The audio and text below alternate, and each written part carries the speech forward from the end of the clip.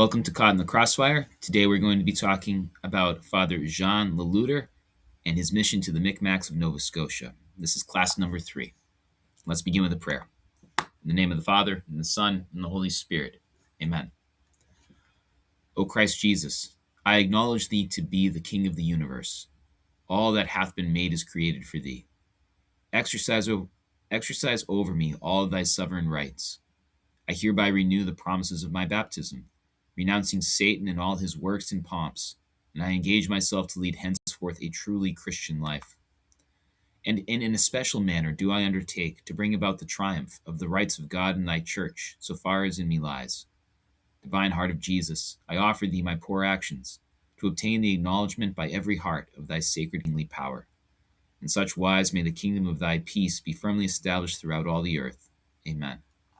In the name of the Father, and the Son, and the Holy Spirit. Amen. So, unlike in past classes, today we are going to start with the end. This is the forest primeval. Some of you will be familiar with the poem Evangeline. It was written in 1847 by Henry Wadsworth Longfellow, a native-born Portlander. The poem follows a young woman named Evangeline who lived in Grand Pré, I don't know how to say it, in Acadia in Nova Scotia. This was 1755, and this is when the British were deporting all the Acadians. And Longfellow depicts this moving scene where Evangeline is engaged to be married to Gabriel, and they live in this idyllic Catholic village, and everything is peaceful and happy. But all of a sudden, they're all gathered in the church, and the British announce that they're going to be all shipped off, and they're forced onto ships, and the families are separated, and they look back, and their homes are burning.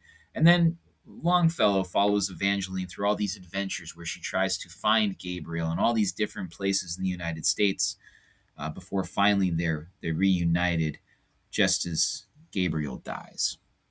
Beautiful poem. If you haven't read it, you ought to. The topic we're covering today covers the period of time between Father Rawls' war and the mass deportation that is described in Evangeline. The question that I hope we're going to be able to answer is, why and how did this happen? And what role did Catholic priests play in it? What I'm going to suggest to you is that in some ways, the Catholic priests of Acadia predicted this would happen. They believed that British rule would not be compatible with the practice of the Catholic faith. And in some ways, the deportation proves they were right. Others will argue, though, that it was precisely that kind of cynicism that led the British to deport the Acadians to begin with. Hopefully, we'll give you enough information so you can make some judgment for yourself by the end of this. Now, eventually, the priest we want to talk about is Father Jean Loutre. However, there's a whole backstory that we need to cover. Father Loutre is going to come on the scene in 1738. We need to look and see what was happening on the ground from 1713, when the British occupation begins, or actually 1711, through up till Father Loutre's arrival. We'll see that the tensions that Father Loutre has to deal with weren't of his creating, and existed for, more than 20 years before he showed up. So we're going to reverse the normal order of questions that we examine in this class. So we're going to start with the conflict. What were the tensions? Why did they exist? And then particularly, we're going to look at the tensions between the British and the Acadians, but the Micmac Indians are going to be part of this as well.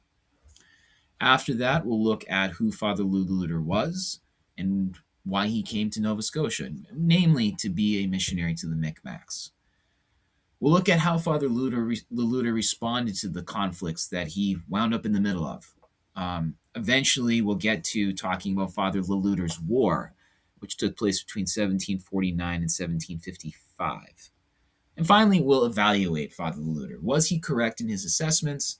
Did he play his cards correctly? Is this befitting of a pastor? So, without further ado, let's continue. So, in the wake of the Treaty of Utrecht, there were, as we saw with Father Rawls, were some unresolved issues. For Father Rawl, it was primarily the issue of borders. France cedes all of Acadia according to its ancient boundaries over to Great Britain. Well, what constitutes those ancient boundaries? And were Indian lands included? That was the big issue with Father Rawls' War in 1722. But there were other disputed points about what exactly was handed over. So in this class, we're going to look more specifically at Acadia proper, at what we know as Nova Scotia. Now, you notice a few interesting things. That brown section there, that is all more or less considered English territory. But interestingly enough, the eastern half of the peninsula is more or less run by the Micmacs, not by the English. The English, at least in the beginning, really only held areas around, for instance, Annapolis Royal. Now, you'll notice the islands. So what we now know as Prince Edward Island, then known as Isle Saint Jean, and then what we know now as Cape Breton Island, Isle Royale at that time, those were officially French. In fact, the French had one of the most powerful fortresses, namely Louisbourg, on Cape Breton Island. So French territory is not far at all from British occupied territory. And then New Brunswick is contested. The French have forts in New Brunswick. The British also are trying to take claim of New Brunswick. And then the Indians run much of New Brunswick. So New Brunswick is sort of no man's land at this period. So one of the points of conflict is how much do the British get to lay claim to? Where does it start? Where does it end? What's Indian territory? What's French territory? Etc. Now, next, the British are in a awkward position when the Treaty of Utrecht is signed. Their hopes and dreams when the treaty was signed was to take over all of Acadia. So all the territory that we see here would no longer be primarily French and Catholic or even Indian. They would flood it with British Protestant settlers and life would be great for them. However, their hopes and dreams don't actually come true. Part of this is because the Indians were not interested in having the British take over this territory. And so any attempts at British settlement in this area were driven off by Indian raids early on. So now the British are faced with the problem of having to rule over a very large population of French Acadians while themselves being foreigners and of a different religion. This is delicate. It's frankly a very similar position to the one the British had in Ireland at the same time, where the ruling class was more or less English or Scottish and Protestant, while the ruled class, much larger, was Catholic and Irish. This kind of situation where you don't have a large and loyal peasant or middle class population is ripe for rebellion. So they had to tread carefully and make sure that they didn't push the Acadians too far. They had to make sure that they made allowances for the Catholic faith. They had to make sure that the Acadians would continue to stay and tend their farms, because if the Acadians left, as the Treaty of Utrecht gave them permission to do so within a year, there would be no one to maintain the settlements, no one to keep the colony up, and the colony would fail. So that was a source of diplomatic tension, shall we say. Now, next, there's the issue of the oath. So, according to the Treaty of Utrecht, anyone who wanted to leave Acadia within a year could do so with all his movable property. You had to leave your house behind, but anything you could take with you, the British would not prevent you from picking up, leaving, going to Cape Breton Island or Prince Edward Island. However, if you stayed past a year, then you would be considered a loyal subject of the British Crown. As a loyal subject of the British Crown, you would be expected to take an oath of loyalty.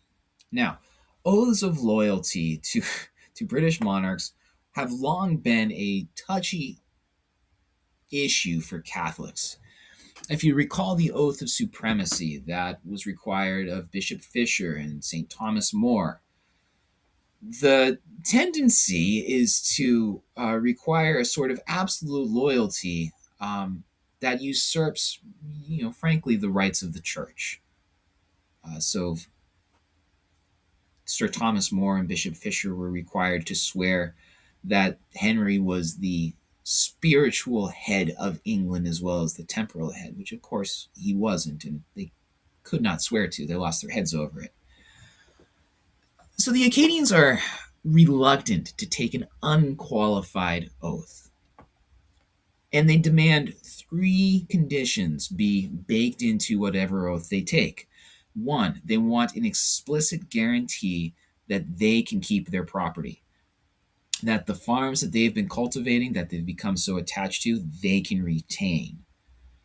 This sounds nitpicky until you consider what's happening over in Ireland, where the Catholic Irish had been totally dispossessed of their property at about the same time. So they want a guarantee of their property. 2, they want guarantee of their freedom to practice the Catholic faith. We'll get to that in just a second. And then 3, they want the right to be neutral in any conflict between the British and the French. And this is understandable. The French are not far away. Cape Breton Island and Prince Edward Island. They have family and friends there. They do not want to be in a position where they are forced to fight their family and friends. Now, the French, meanwhile, are trying to get the Acadians on their side. And the Acadians are trying to strike a bargain where they say, so long as we don't get involved, will you leave us alone and just let us keep our property, tend to our families, all will be well. The British are really reluctant to do this. They don't trust the Acadians. They don't trust them to be actually neutral. And frankly, they don't have a lot of colonists in Nova Scotia, so they probably need the manpower. So that's a third sticking point. Over the course of the decades that we're looking at, the British will attempt to get the Acadians to take the oath multiple times.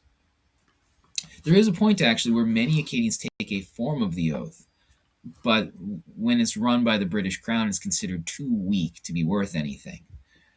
So ultimately, the issue of the oath and their refusal to take it is what's going to kick off the mass deportation we see in 1755.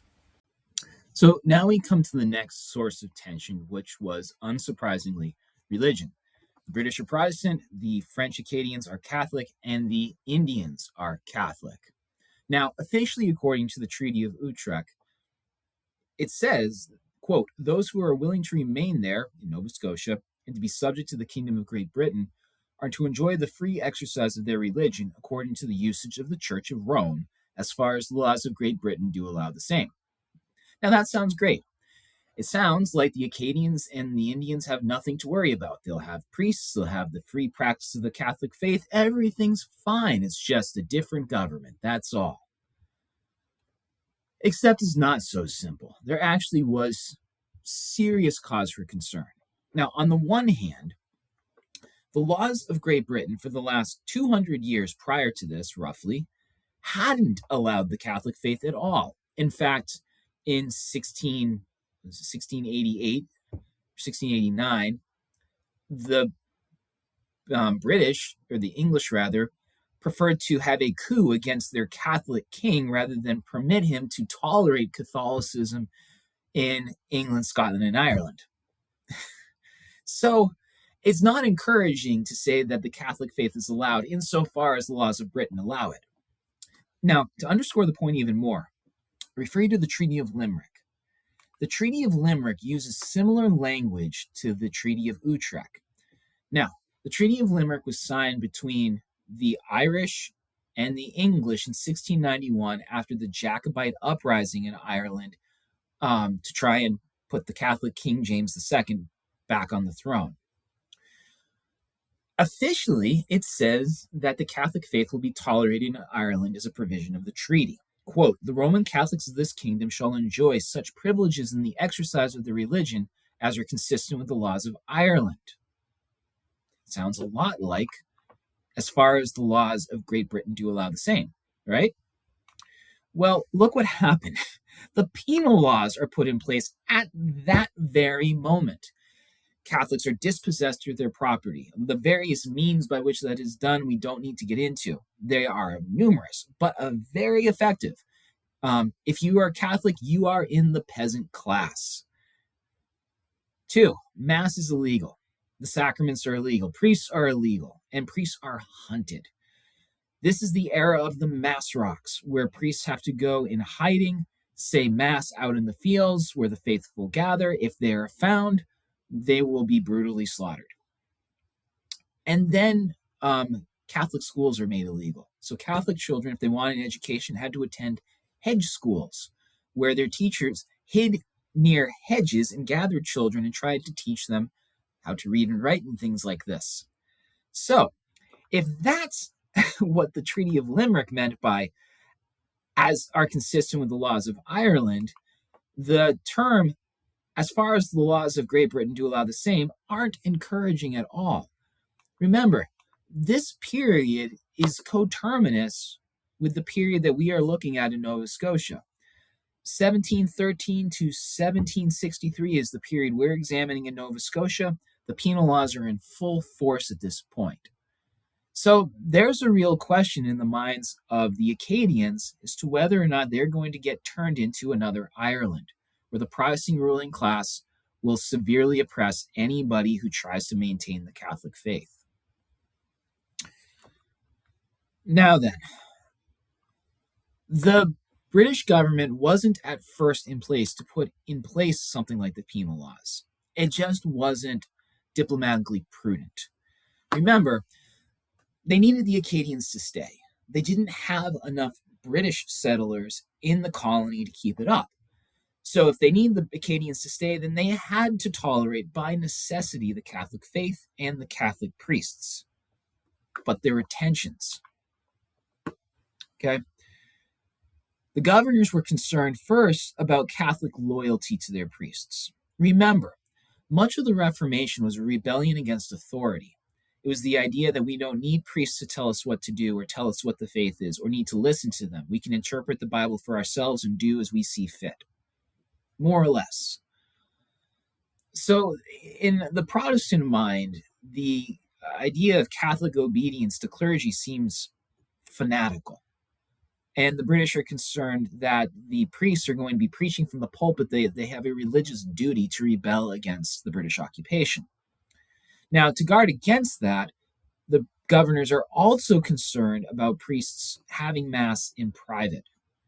They restrict the priests to saying Mass only in designated public churches because they're afraid of what will get preached otherwise. Third, they try to take control of the priests by requiring for permission for priests to be in the colony. Now, there's a problem with this because ultimately the state's not in charge of which priest gets appointed where. The bishop is, and it's the Bishop of Quebec that sends the priests because Acadia is part of the Diocese of Quebec. So we have occasions where priests show up in Nova Scotia because they were assigned there by the bishop and are then kicked out by the governors. So the relationship between French Catholic priests and the British governors of Nova Scotia are tense from the start. Now, this list is not exhaustive, but it will give you some flavor of the tensions. Okay, these are priests who were arrested between 1711 and 1742 in the region of Acadia. So, 1711, Governor Samuel Vetch arrests Father Durand. 1722, Father Gollin is summoned by the board, but he ignores the summons. But meanwhile, Colonel Westbrook burns down Father Loverjet's residence in Pentagoet, Castine. 1724, three priests are summoned before the board. Father Colette is arrested, and he ignores the arrest and eventually returns. Father Colette is allowed to return. Father Cuvier is exiled. Father Payne is exiled. 1725, two priests are exiled for establishing themselves without permission. 1727, there's an attempted arrest on Father de Breslay, which is unsuccessful. 1736, Father St. Poncy and Father Chevreau are called before the council and banished. 1737, Father Lagudeli is banished. 1740, Father St. Poncy, who had come back, is expelled again. 1742, two priests are kicked out. 1742, another priest is summoned. So there is this pattern, especially with Governor Armstrong, of summoning and arresting priests. It doesn't bode well for religious freedom, shall we say. Now, unsurprisingly, all these tensions have been simmering between 1713 and 1744. But there's no outright rebellion. In 1744, France went to war with Great Britain again. In North America, this war would be known as King George's War, and it was an excuse for these tensions to be expressed in open fights and rebellion in the New World. You will not be surprised to know that the French Catholic priests generally supported the Kingdom of France and tried to encourage the Acadians, with some exceptions, to support France in this war in the hopes of recovering Nova Scotia and avoiding being turned into another Ireland. So who was Father Le Loutre? Well, Father Le Loutre, unlike the previous two missionaries we talked about, was not a Jesuit. In fact, he was a Spiritan priest from France. Spiritans are also called Holy Ghost Fathers. They were founded in the early 1700s, actually by a seminarian at the time. He established a seminary that was meant for poor men who wished to be priests or felt they had a vocation. And they were entrusted especially with foreign missions. So the Spiritans have a strong presence in Nova Scotia at the period we're looking at. Father Le Loutre, was sent after his ordination in 1738 as a missionary to the Micmacs of Nova Scotia in particular. And his first assignment was with Father Pierre Maillard on what we now know as Cape Breton Island. Now, during his roughly a year with Father Maillard, this was his opportunity to learn the language and the culture and get to know the people that he was going to be caring for. One of the most notable things Father Maillard was doing is Father Maillard was actually developing a written language for the Micmacs. This had a great impact on the work of evangelization, as we'll see in just a moment. Father Le Loutre really looked up to Father Maillard and admired him and aspired to be a missionary like him someday.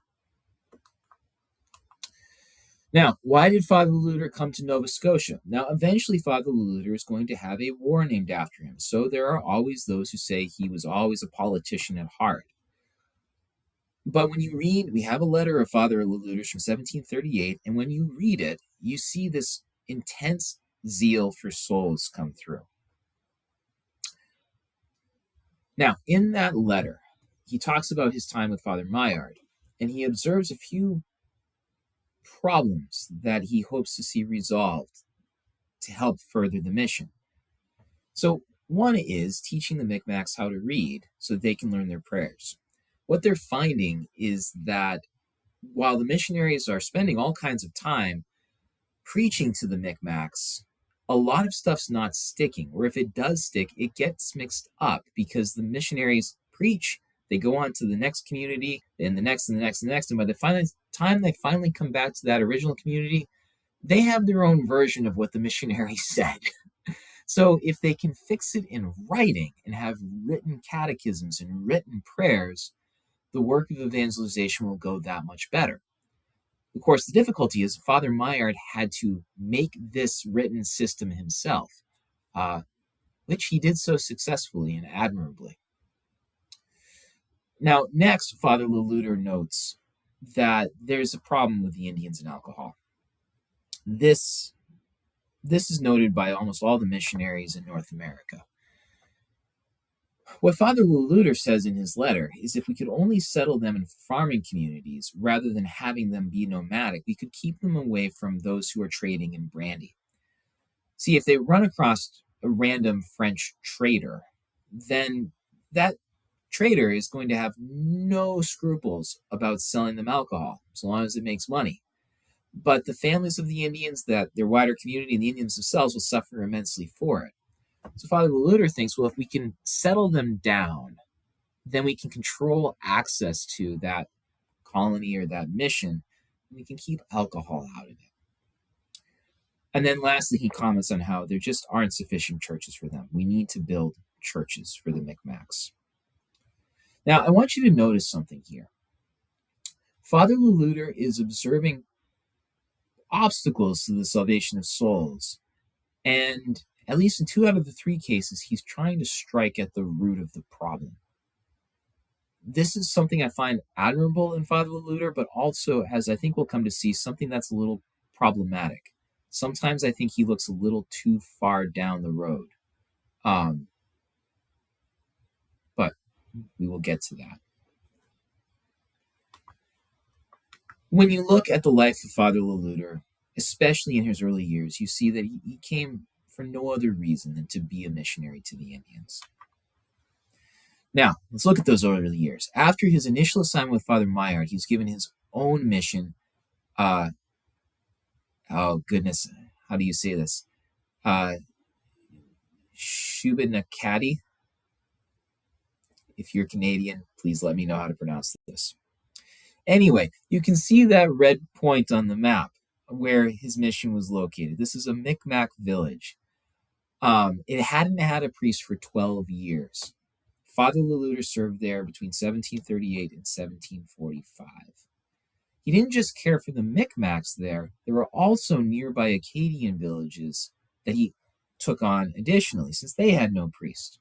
And he noticed they had no churches, so he built a church at his principal mission at Acadie, and then he also built a church at the 2 Acadian missions, and then he built 3 satellite chapels.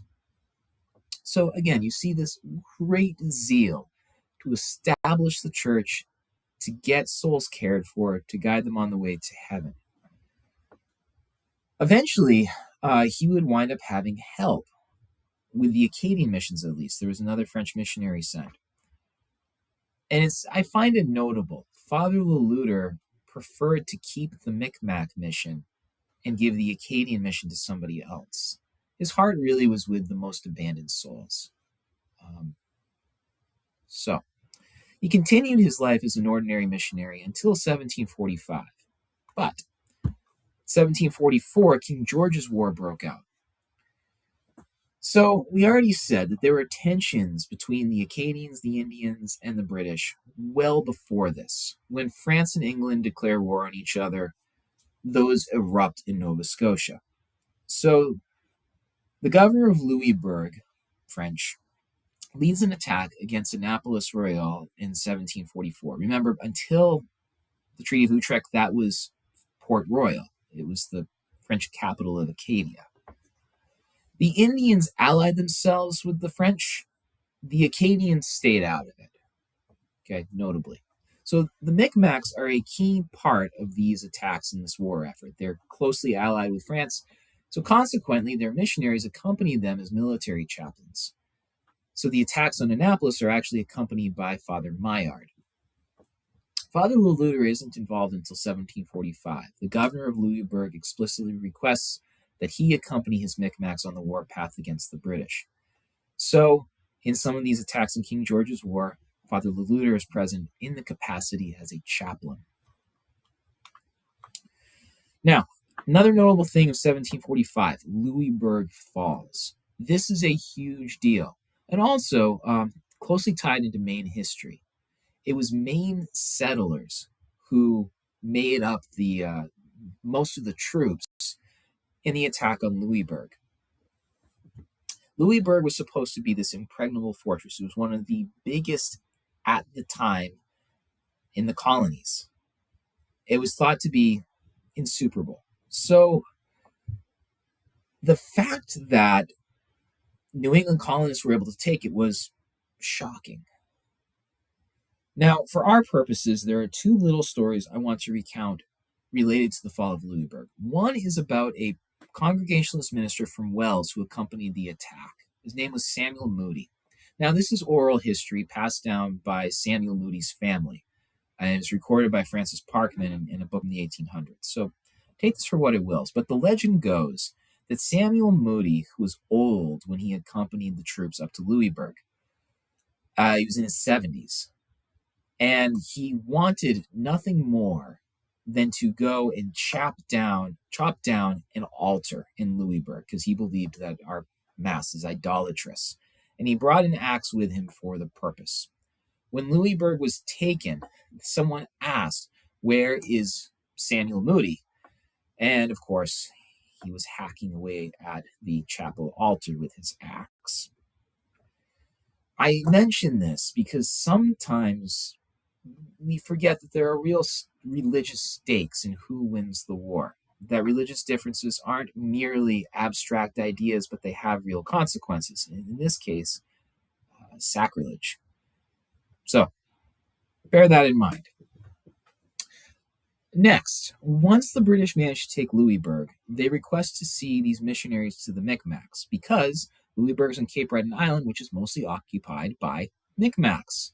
So they ask Father Maillard and Father Loutre to report to them in order that they can come to some kind of terms or negotiation regarding the Indians. Father Maillard is immediately arrested and sent down to Boston. Father Loutre, realizing the danger, manages to escape to Quebec. Okay. So now we come towards the end of the war. Father Loutre returns from Quebec. He attempts to help usher in a naval fleet from France led by the Duke d'Anville, but sickness had so ravaged the fleet that the fleet was useless. Father Loutre then goes back to France and spends his time pleading for the cause of his people back in Nova Scotia. 1747, Father Loutre tries to come back from France, but he's captured twice, held for a period of months each time, and he doesn't actually return until 1748. And then by 1748, peace is signed between these European powers, and Louisburg is restored to France. Okay, so that's King George's War. That's one period of the conflict. The next period is going to be Father Loutre's War. It's going to be limited to the New World, and it's going to involve Father Loutre and the Micmacs intimately. The building of Halifax in 1748 changed the dynamics dramatically. See, Halifax is in the south-central part of the peninsula, which was traditionally more or less Indian territory. The French colonies have been located northwest corner. Actually, let's get a map here. Yes, so you can see where Fort Anne was. That was more or less where European colonies were located. Where Halifax is, again, this was traditionally more or less Indian territory. The fact that the British were building Halifax meant a few things. First, they would be more powerful in opposing the Micmacs and also the French from Cape Breton Island and Prince Edward Island were coming in from New Brunswick. Second, it was a British colony. It was not dependent on any Acadian population. And they didn't need the Acadians anymore. It posed a major threat to Indian and French security.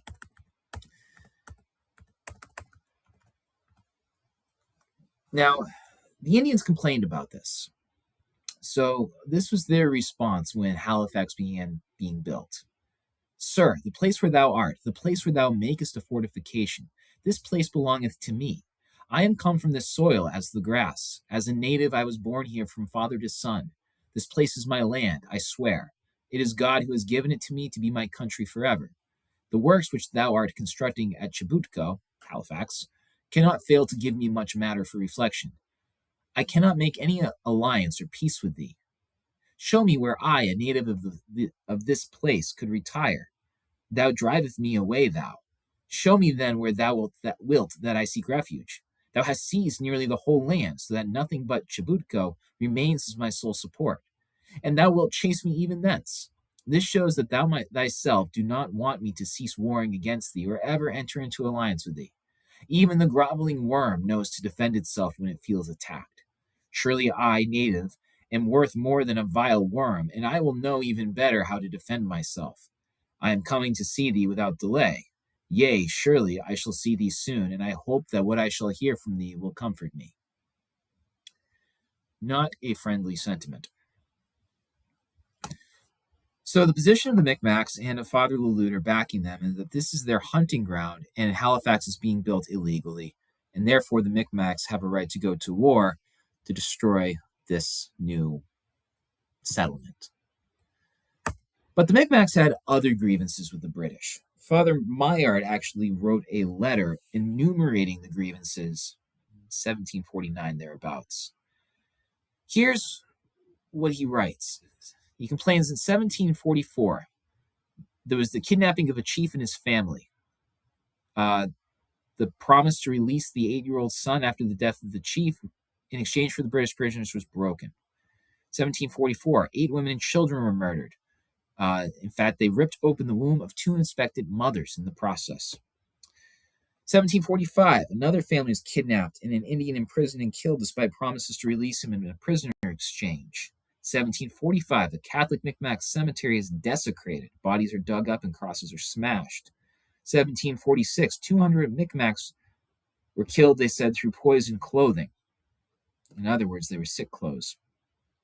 1749, there's the murder of 28 Indian men, women, and children by 2 English prisoners who had been released by the Micmacs. Now, this is not to say that the British did not have legitimate complaints against the Micmacs, but nevertheless, there had been cruelty, and so things were ripe for war. This war would be known as Father Loutre's War. It would last from 1749 to 1755. So Father Loutre's Micmacs would begin attacking, and Governor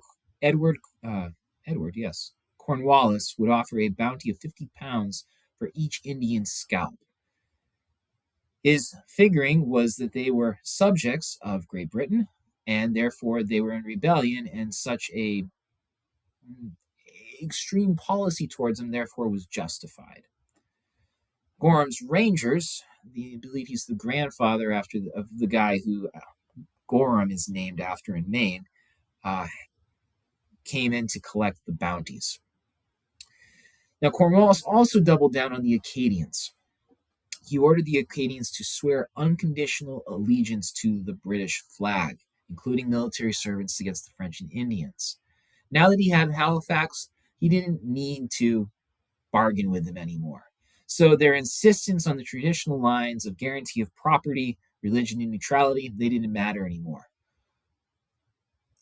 When the Acadians refused, Cornwallis took action against them. It will eventually ramp up to the deportation. So now the Acadians and the Indians are pretty incensed against the British. And this kind of guerrilla warfare, this rebellion, cooks up. Father Loutre is at the center of it.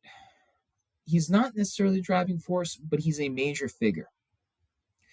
Father Loutre sees that with the British doubling down on their policies and demanding the oath from the Acadians, this is going to have serious religious repercussions. They are not going to allow the Catholic faith much longer, and it's imperative that the Acadians get themselves off of British soil if they're to keep their faith. So Father Loutre starts resettling both Acadians and the Micmacs.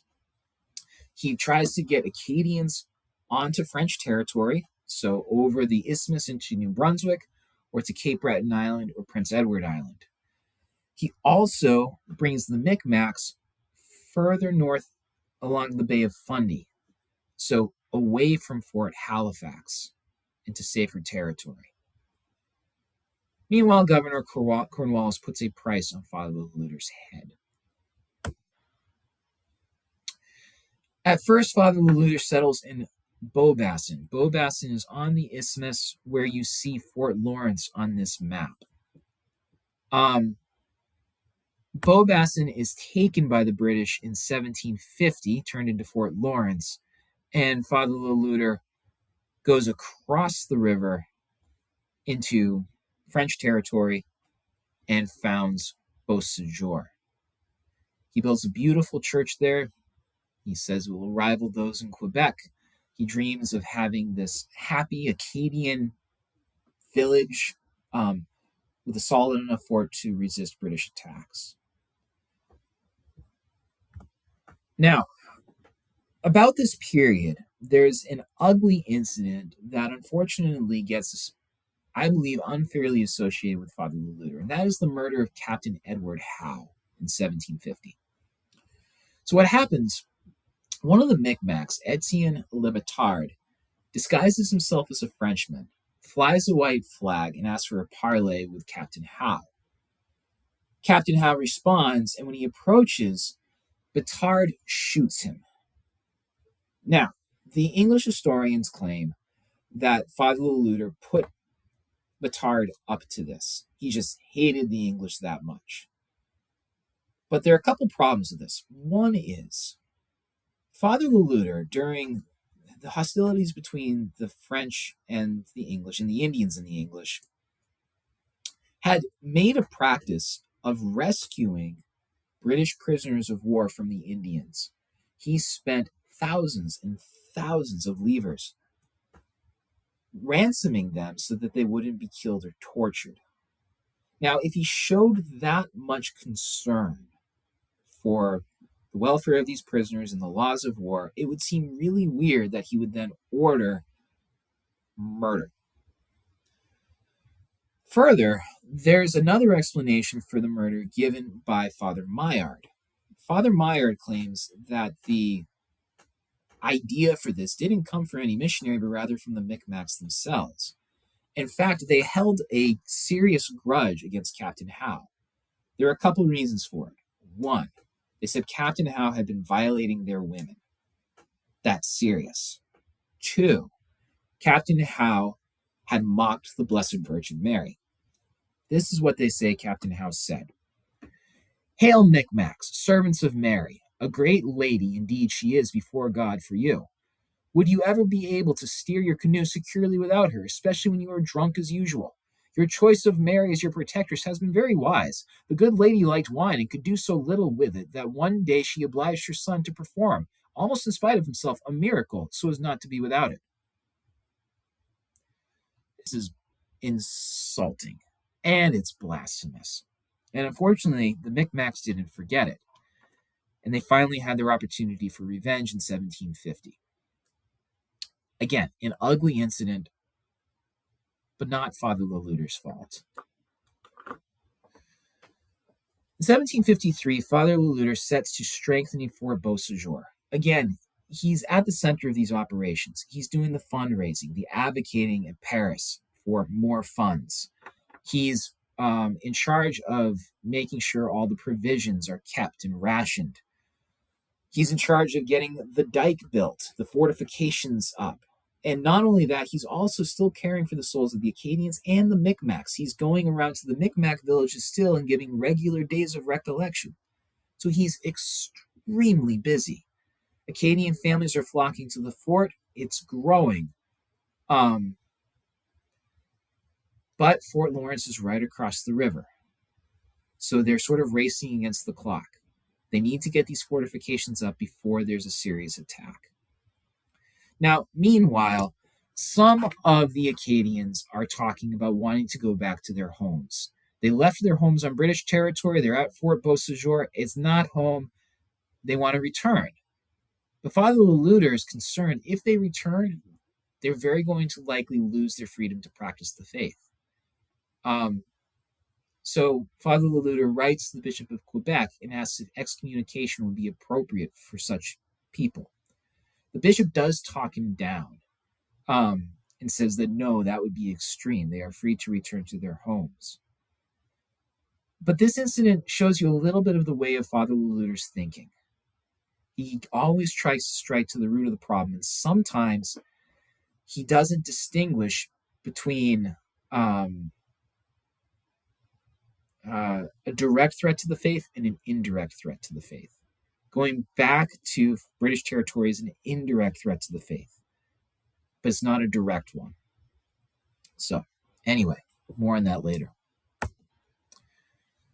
In 1755, Beausejour will fall through the treachery of Thomas Pichon.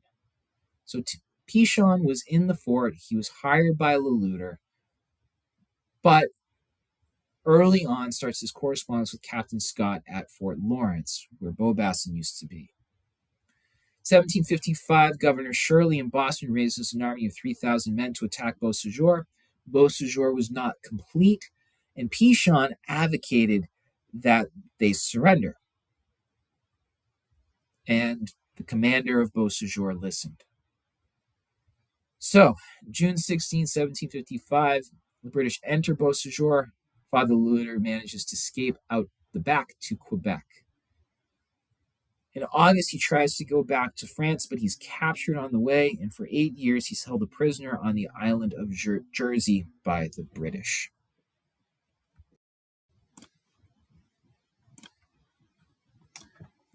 So while Father Loutre is in a British prison on the island of Jersey, the mass deportation of the Acadians we've been talking about is taking place. So Governor Lawrence orders it in 1755. 11,500 Acadians will be forced into ships and scattered all over the Atlantic over the next 8 years. How does this happen? Well, they're ordered to come to a kind of meeting. They suddenly find that they are prisoners. Frequently, it's in the village church. And unfortunately, too many of them are too attached to their homes to flee, even though after a while they know this is coming. Many of them die in the process. The ships are too crowded, many sink, families are separated. People who do try to flee, many of them starve. It is a nasty, nasty business. Now, meanwhile, the British do proceed to round up all the priests. There are only 8 priests living on British-controlled territory at the time, but they immediately move in on them. So, Father Chauvelero, that first priest, is arrested August 4, 1755. Father Lemaire goes into hiding so he can consume all the hosts that are in any chapels that might be around, keep them from desecration. Once that business is taken care of, he turns himself in. Father Dodin is surprised at the altar during Mass and arrested. And then all 3 are transported to Halifax, where they are ridiculed for 45 minutes and then sent in the ship back over to France. Now, other priests remain at large. Father Maillard among the Indians, Father Manac, Father Legurn. So let's talk about Father Legurn. So Father Legurn was the one remaining priest among the Acadians of Beausejour. So Beausejour had 1,500 to 2,000 Acadians at it. And Colonel Winslow invited the Acadians to a meeting to make arrangements about their property, so to speak. As soon as they show up at Fort Cumberland, they're arrested, declared rebels, their property is seized, and they are deported. And when Father Legurn sees this, he realizes that there's no meeting the British halfway.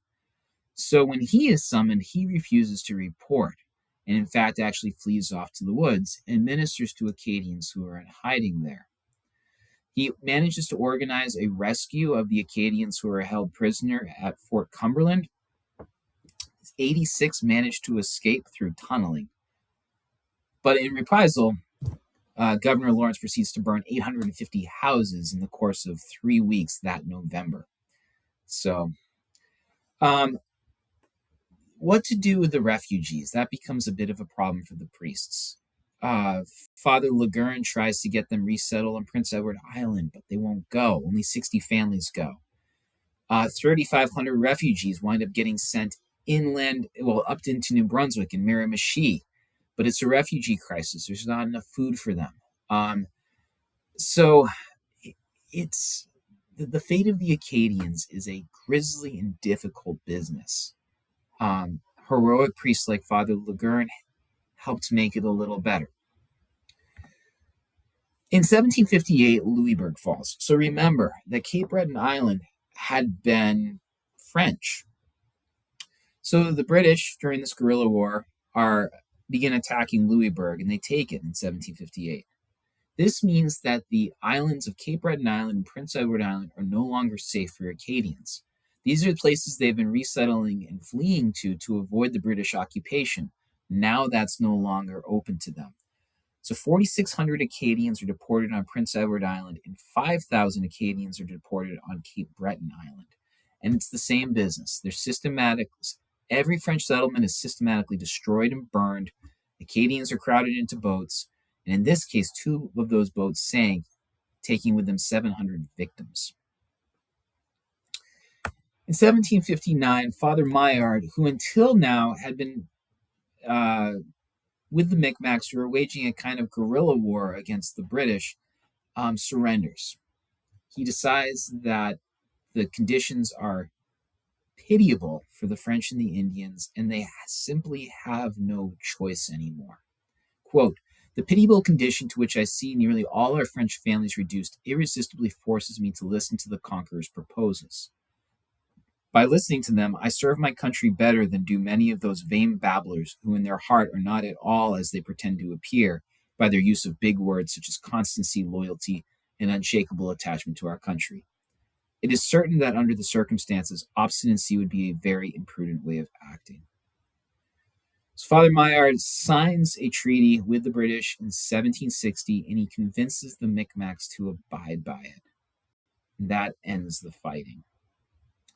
Father Maillard is the only priest that is allowed to remain in Nova Scotia, and he remains there as a kind of liaison to the Micmacs. So long as he's alive, the Micmacs have the Mass and they have a priest. When he dies, the British government tries to convince them to take an Anglican priest in his place. They refuse. They would rather go without a minister than to abandon the Catholic faith. In some kind of strange twist of providence, it is the Micmacs' insistence on a Catholic priest that ultimately makes it so that Catholic priests are legal again in Nova Scotia. Now, finally, what do we make of Father Loutre? And frankly, what do we make of all these priests who were involved in this rebellion? Well, first of all, I'd like to note, as you can see, the circumstances are complicated. None of these priests are men who relished warfare or became priests to be involved in wars. The reality was that they made the judgment that unless they rebelled, the Catholic faith would be wiped out of Nova Scotia, and also that the welfare of the Indians and the Acadians hung on a French victory. Skipping down to that third point, I want to notice it's one of those tricky kinds of things. In the end, it seems like the mass deportation of the Acadians proves their point, that in the end, if the British were totally victorious, it would hurt all the parties that they cared for, the Micmacs and the Acadians, and the faith would be illegal. In the end, Acadia did turn into another Ireland, if not in some ways worse, because at least the Irish were allowed to remain in Ireland, whereas the French and the Indians were not really allowed to remain in Nova Scotia. Now, there are 2 points in which I would criticize Father Loutre slightly. One is his conflation of the good of the state and the good of religion. Father Loutre, unlike Father Rawl, is very open about his pursuit of the good of the Kingdom of France and his loyalty to the King of France. Now, on the one hand, he can't be blamed entirely for this. St. Thomas Aquinas says that part of the virtue of piety is a love for our country, not every country, but our particular country. We should have a special loyalty to that.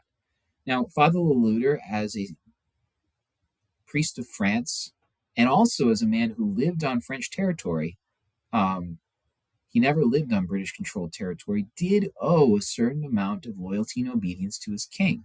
That is true. But sometimes Father Loutre gives the impression that he thinks that whatever is good for the Kingdom of France must thereby be good for the Church. In this case, I think he was to some degree right. The welfare of the Church did depend on a Catholic kingdom taking control again. But again, I think he has them just a little too closely associated. My second criticism, in one of his letters, Father Loutre talks about building dikes and building the fort at Beausejour and always working and, distributing rations. And he says, all tends to the establishment of religion. In other words, everything he does, he's trying to do for the greater glory of God. He believes every little thing he does somehow helps the spread of the faith. That's a good, pious sentiment. We want to do everything we do, even the little mundane things, for God's glory. However, I think in Father Loutre's case, that has a drawback. Father Loutre seems to sometimes, again, conflate direct attacks to the faith and indirect threats to the faith as being the same thing. So, for instance, take the dike. The dike that was built at Fort Beausejour took an incredible amount of labor. It was huge, and it actually collapsed at their first attempt. And Father Loutre ordered it be rebuilt immediately. His zeal far exceeded the zeal of the workers. You can see in him, there's this kind of do or die spirit. It seems to him like if we don't finish the dike, then the Catholic faith is going to be wiped off the map here, souls are going to be lost, and they're going to go to hell. In a way, he's right, but it's just not such a direct link. And I think sometimes it causes him to overestimate the stakes of certain smaller temporal projects. Take the example of the Acadians wanting to go back to their homes on British territory. Could that threaten their faith? Yes. Is it a direct threat? Not the way Father Loutre seems to think. I think sometimes, I'll speak for myself, my own reaction, when sometimes I hear about students going to secular colleges. Okay, when I hear this, I think, oh no, they're going to lose their faith. They're going to apostatize. This is a terrible culture for them to walk into. They shouldn't do this. But the reality is, them going to a secular school and them abandoning the faith are two separate things. One could lead to the other, but they're not the same. The same thing is true with the Acadians. Going to British-controlled territory could cause them to lose their faith, but it's not guaranteed, and they're not the same. Now, if they were threatening active apostasy, Father Loutre would be right in bringing down harsh penalties. But he doesn't quite realize they haven't done that yet. He sees what's leading to it and the actual end as almost the same. I think in the end, we have to say Father Loutre was pastorally driven. All through this, he is caring for souls, and he wants to do what's going to help them. When Father Loutre finally gets out of the prison in the island of Jersey, he spends the last years of his life caring for Acadian refugees on the coast of France. And it's said that when he died in the odor of sanctity. His love, his charity, and just his pastoral care were so noteworthy. So even though he was in a very difficult situation and made some decisions that were controversial, I don't think we should reduce Father Loutre to a mere politician. This man was truly a missionary. So this concludes our series on Caught in the Crossfire. I hope you've enjoyed our survey of these missionaries and the complicated political circumstances in which they found themselves in during the British and French wars for Acadia. Thank you. God bless.